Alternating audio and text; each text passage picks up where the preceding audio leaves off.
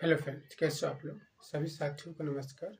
और कुछ साथी ने कल हमको मौनी अमावस्या 29 जनवरी को मौनी अमावस्या था, तो कल कुछ साथियों ने हमको कॉल किया था कि हम इलाहाबाद में हैं, प्रयागराज में हैं, तो उनकी कुछ हेल्प कर सकते हैं।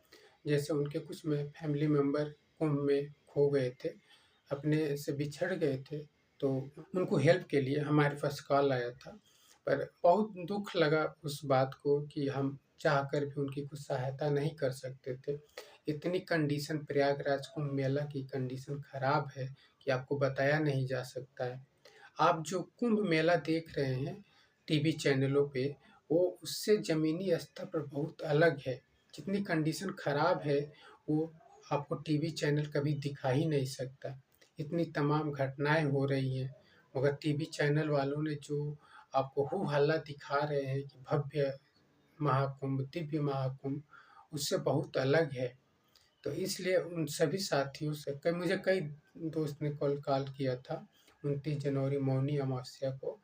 तो मैं उनसे सबसे भाई माफ़ी माँग चाहता हूँ कि मैं नहीं कुछ सहायता कर सका, क्योंकि आपको पता है कि प्रयागराज में 3-4 दिन से तो दूध नहीं मिल रहा है। वो वहाँ तक की गाड़ियाँ वो अलाउ नहीं है।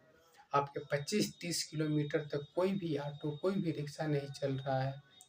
और आप लोग जानते हो कि यहाँ से मतलब है तो 3-4 किलोमीटर जो संगम क्षेत्र है, जो संगम तट है स्नान का, मगर उसके लिए हमको 15-20 किलोमीटर पैदल चलना पड़ता है, तब जाकर के हम वो मेला क्षेत्र में पहुँचते हैं। इतने सारे बैरिकेडिंग बने हुए हैं, तो इसलिए और मेरे कुछ दिव्यांग भाई-बहन भी यहाँ प्रयागराज में कुंभ मेला में आना चाह रहे हैं, तो उनसे भी बता दें कि वो भी सोच समझ के ही डेट रखें। 5 फरवरी से पहले तो बिल्कुल मत रखें। जो भी घटनाएँ घटी हैं, जो 29 जनवरी को 1-2 बजे के रात में, 1:30 बजे के रात में घटी थी। हमारी मामी लोग भी आई थी। हालाँकि मैंने अपने फैमिली मेंबर जो जिनसे भी बात होती थी, उनको सबको फ़ोन करके मैंने मना कर दिया था कि 29 जनवरी को नहीं आना है। और उसके पहले भी हमारी बुआ आकर नहाकर चली गई थी। और उनसे हम बोले कि 29 जनवरी से 5-6 दिन पहले भी आ सकती है, चाहे 5-6 दिन के बाद आइएगा, मगर 29 जनवरी को नहीं आया था। मगर मेरी मामी लोगों ने स्टेशन पे आकर के तब कॉल किया कि हम यहाँ आ चुके हैं।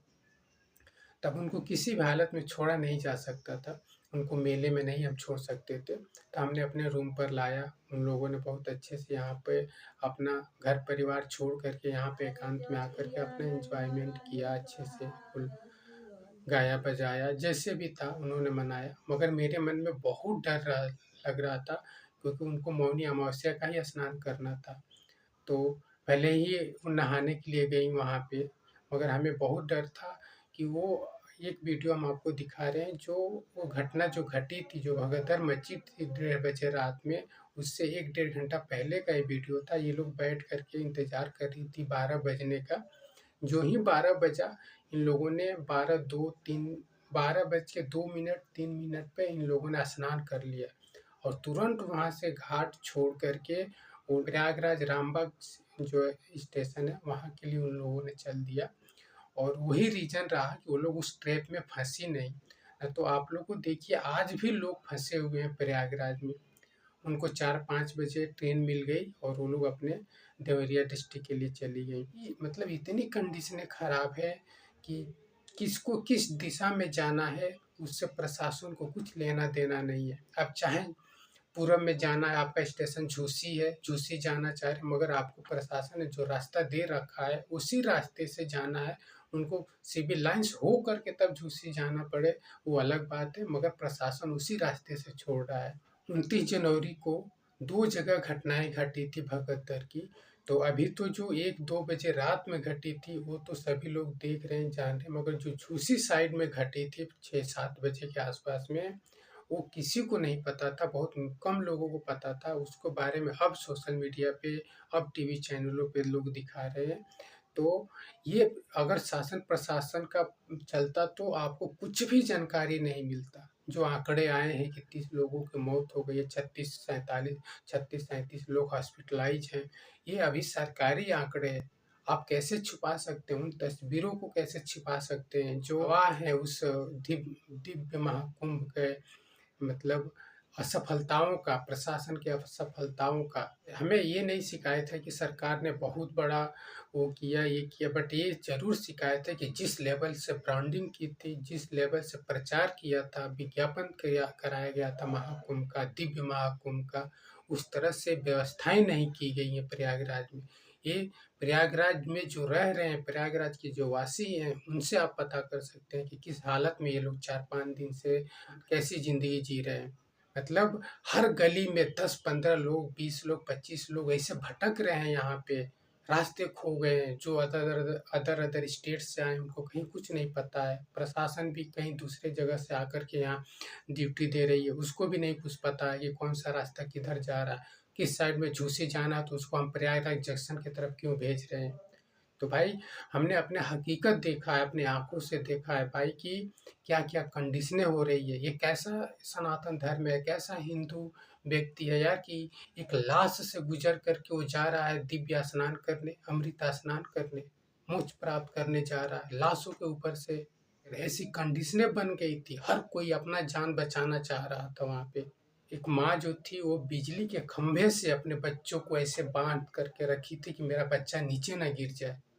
मतलब इसी इतना कंडीशन खराब था। मतलब 20-21 साल की लड़की थी, अपने माँ के लाश को ऐसे गोद में ले करके चिल्ला रही थी उस कुंभ मेला में।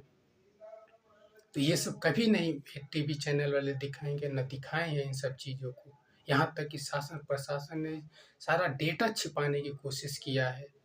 तो मैं तो बस यही कहूँगा आप लोग से कि जो भी हमारे दिव्यांग भाई बहन हैं, चाहे नॉर्मल मेरे दोस्त लोग हैं, चाहे हमारे रिश्तेदार हैं, भाई बिल्कुल मत आइए। हम तो यही कहेंगे कि ये बहुत कहीं मोक्ष की प्राप्ति नहीं हो रही है। आज 10 दिन बाद भी आप आएंगे, महीना दिन बाद भी आएंगे ना, तो वही गंगा जी बहेंगी, वही अमृत जल बहेगा। गंगा जी कहीं नहीं जा रही हैं। आपके जान से बढ़कर कुछ भी नहीं है। अपने साथ साथ अपने फैमिली को भी इन सब चीज़ों के लिए बताइए, क्योंकि ये तो सरकार ने जिस लेवल का प्रचार किया है ना कि मोक्ष की प्राप्ति हो जाएगी, 144 साल बाद ये लगा है। मतलब जो नहा लेगा वो स्वर्ग में ही जाएगा, उसकी मोक्ष की ही प्राप्ति होगी। इसका कहीं भी प्रूफ नहीं है कि जो नहा लिया है वो मोक्ष में ही जाएगा, मोक्ष मिल जाएगी, स्वर्ग में ही जाएगा। मगर इसका प्रमाण जरूर मिला है कि जो कुंभ में आया है, मौत जरूर मिला है उनको। जो लोग कुंभ नहाने आए वो किस भावनाओं से, किस श्रद्धा से आए थे कुंभ नहाने के लिए, और क्या लेकर के गए, कितने मतलब उनकी फैमिली परिवार किस स्थिति में है, क्या सोच रहे होंगे कि हमने कहाँ से कहाँ एक कुंभ नहाने गए। लास्ट में अपने सभी साथियों से यही कहूँगा कि आप लोग जब भी आए भीड़ भाड़ के दिन में न आए। जैसे बसंत पंचमी हो गया, शिवरात्रि हो गया, इस शिवरात्रि के दिन तक एक मेला चलेगा, तो उसके बीच में आप आकर के नहाइए और अपने फैमिली को लेकर आइए, मगर भीड़ के दिन तो बिल्कुल भी न आइए। चलिए, बहुत बहुत धन्यवाद। जान है तो जहान है, बस यही कहूँगा कि आपके जान से बढ़कर कुछ भी नहीं है, आपसे फैमिली से बढ़कर कुछ भी नहीं है। आपने हमको धोखा में रखा कि कोई मृत्यु नहीं हुई है। हमको आपने ऐसा आभास करा दिया कि अफवाह चल रही है, कोई कैजुअलिटी नहीं हुई है, कोई मृत नहीं हुआ है। तो इतना बड़ा धोखा संत समाज के साथ, इतना बड़ा धोखा संत सनातनियों के साथ। अखाड़े की पीड़ा ज्यादा है कि आपने देश के सामने झूठ क्यों बोला, सनातनियों के सामने झूठ क्यों बोला। झूठा मुख्यमंत्री, क्या कारण है? क्यों इतनी बड़ी जब घटना हो गई थी तो आप क्यों छुपा रहे थे? तो इस बात की पीड़ा ज्यादा है कि जो घटना हुई वो तो हो गई, लेकिन इन्होंने उसको छुपाने का प्रयास किया जी। अब तो छुपाए रहे, अब शाम को जाकर के बोलते हैं कि वो हो गया है। आप पूरे दिन आपको पता ही नहीं था, दुनिया बता रही थी, आपको पता ही नहीं था। तो आज सबसे बड़ी जो हम लोगों के मन में पीड़ा है वो ये है कि हमारा मुख्यमंत्री झूठा है। वो इस बात की पीड़ा है कि वो हमारे साथ घटना घटती है, हम ही से छिपा लेता है, और हमको हमारे जो मृतात्मा हैं उनके प्रति संवेदना व्यक्त करने के लिए, उपवास तक रखने के लिए मौका नहीं दिया इस व्यक्ति ने। तो हम तो कहते हैं कि ऐसे मुख्यमंत्री को कुंभ पर्व रहते रहते इस्तीफा दे देना चाहिए। ये नहीं है पद के काबिल, ये जनता से झूठ बोलता है। जो सच्ची बात है, घटना घट गई, उसको सामने रखो कि भाई ये हो गया है। कहाँ नहीं घटना घट जाती है, किसी भी जगह पर घटना घट सकती है। गलती सही ही बाद में उसका विचार होता है। घटना घट गई, लेकिन उसको छुपाना कि नहीं ऐसी कोई बात नहीं है, ऐसा आभास देना कि सब अफवाह है, सब अफवाह है, ये कहाँ तक उचित है। हम तो सबसे बड़ी पीड़ा इस समय ये हो गई है, बहुत बहुत मनमाहत है। जांच के लिए न्यायिक आयोग गठित किया गया। भाई न्यायिक आयोग से क्या लेना देना है? पहले तो ये बताएं, वक्तव्य थे कि इन्होंने झूठ किस आधार पर बोला, क्यों नहीं बताया गया जनता को?